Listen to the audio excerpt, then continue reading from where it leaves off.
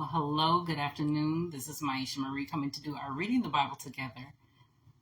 I did not do any videos at all last week, I don't believe.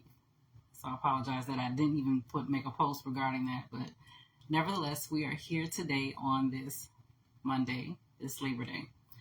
So we are going to be reading Judges chapter 8 from the New Living Translation. And we're going to go ahead and get started. Then the people of Ephraim asked Gideon, "Why have you treated us this way?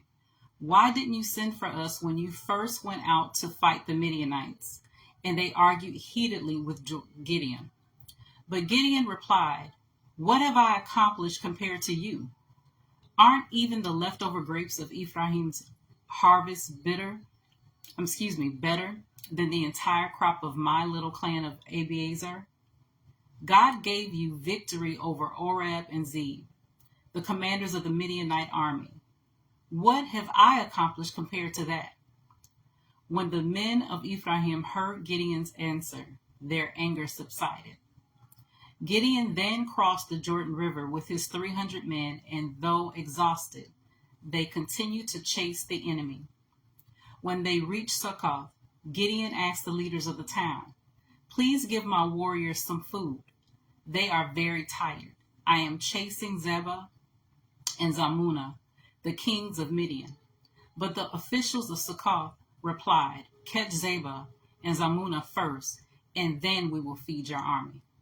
So Gideon said, "After the Lord gives me victory over Zebah and Zalmunna, I will return and tear your flesh with the thorns and briars from the wilderness." From there Gideon went up to Peniel and again asked for food, but he got the same answer. So he said to the people of Peniel, "After I return in victory, I will tear down this tower." By this time Zebah and Zalmunna were in Karkor with about 15,000 warriors, all that remained of the allied armies of the east, for 120,000 had already been killed. Gideon circled around by the caravan route east of Nobah and Jogbeha, taking the Midianite army by surprise. Zebah and Zalmunna, the two Midianite kings, fled, but Gideon chased them down and captured all their warriors.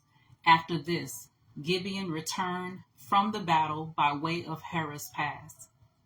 There he captured a young man from Succoth and demanded that he write down the names of all the 77 officials and elders in the town.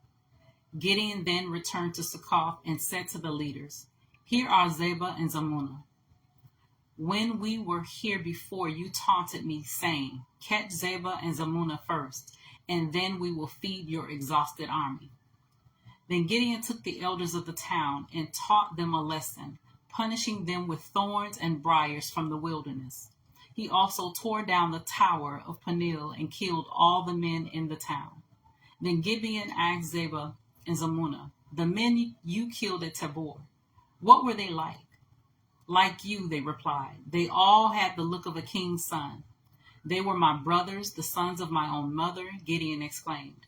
"As surely as the Lord lives, I wouldn't kill you if you hadn't killed them." Turning to Jether, his oldest son, he said, "Kill them." But Jether did not draw his sword, for he was only a boy and was afraid. Then Zebah and Zalmunna said to Gideon, "Be a man, kill us yourself." So Gideon killed them both and took the royal ornaments from the necks of their camels. Then the Israelites said to Gideon, "Be our ruler. You and your son and your grandson will be our rulers, for you have rescued us from Midian." But Gideon replied, "I will not rule over you, nor will my son. The Lord will rule over you. However, I do have one request, that each of you give me an earring from the plunder you collected from your fallen enemies, the enemies being Ishmaelites. All wore gold earrings." "Gladly," they replied. They spread out a cloak, and each one threw in a gold earring he had gathered from the plunder. The weight of the gold earrings was 43 pounds, not including the royal ornaments and pendants, the purple clothing worn by the kings of Midian, or the chains around the necks of their camels. Gideon made a sacred ephod from the gold and put it in Orpah, his hometown. But soon all the Israelites prostituted themselves by worshiping it, and it became a trap for Gideon and his family. That is the story of how the people of Israel defeated Midian, which never recovered. Throughout the rest of Gideon's lifetime, about 40 years, there was peace in the land. Then Gideon, son of Joash, returned home. He had 70 sons born to him, for he had many wives. He also had a concubine in Shechem, who gave birth to a son, whom he named Abimelech. Gideon died when he was very old, and he was buried in the grave of his father, Joash, at Ophrah, in the land of the clan of Abiezer. As soon as Gideon died, the Israelites prostituted themselves by worshiping the images of Baal, making Baal Berith their god. They forgot the Lord, their God, who had rescued them from all their enemies surrounding them. Nor did they show any loyalty to the family of Jerubbaal, that is, Gideon, despite all the good he had done for Israel. So that was Judges chapter 8 from the New Living Translation. As always, continue to search the scriptures daily to see what is true. Allow Holy Spirit to illuminate the word to your heart, your mind, and soul, bringing knowledge, understanding, and wisdom, and most of all, revelation of who God is, his nature, his character, and how much he truly, truly loves you. You guys take care, and God bless, and until next time.